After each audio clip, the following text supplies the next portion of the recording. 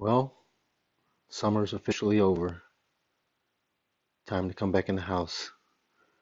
Time to mod again. Going to be installing this Street Fighter Riser backlit plate. And it's kind of hard to see here for some reason. I think you know what one of these are. Coin door with install plate here.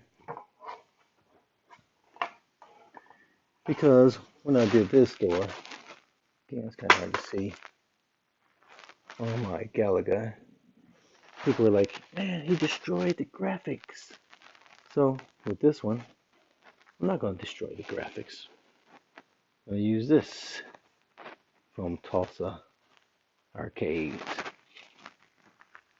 This goes behind this thing here for support once it's installed. So stay tuned.